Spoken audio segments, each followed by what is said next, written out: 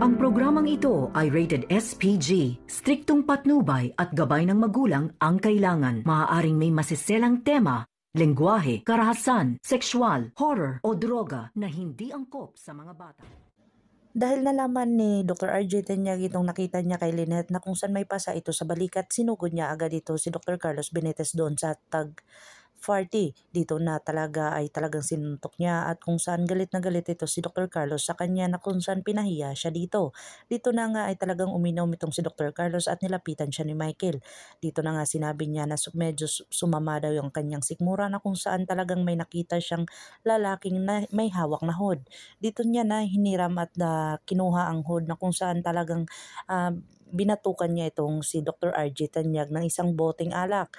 Dito na nga ay talagang nakita ni Annalyn kung paano pukpukin ng bote ang ulo ng kanyang tatay na kung saan talagang nakita niya ang ebidensya doon sa pinangyarihan. Dito niya nga nakita ang ballpen ni Dr. Carlos Benitez na kung saan ebidensya iyon at siya talaga ang pumukpok sa ulo ng kanyang tatay. Dito na nga ay sinabi ni Annalyn sa kanyang ina na kung saan ikinagalit pa ito ng kanyang ina dahil hindi siya naniniwalang magagawa iyon ni Dr. Carlos Benitez. Dito na nga talagang nagtalo ang mag-ina na kung saan talagang hindi nagtaka si Dr. Carlos Benitez kung bakit sila nag-away at dito na talaga kinumpronta ni Annalyn ito. Sinabi niya dito sa kay Dr. Carlos Benitez na nag-aaway kami ng aking nanay tungkol sa iyo at diba sa iyo to na kung saan doon nakuha ko sa location kung saan hinampas ng bote ang aking ama. Ikaw ang humampas ng bote sa kanyang ulo na kung saan talagang andito siya ngayon.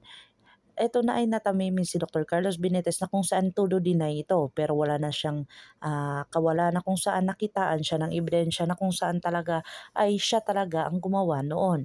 Dito na nga pakaabangan natin ang abot kamay na pangarap. Kung bago lang po kayo sa aking channel, please like, share and subscribe para ma-update po kayo sa mga susunod pa. Yun lamang po at maraming salamat.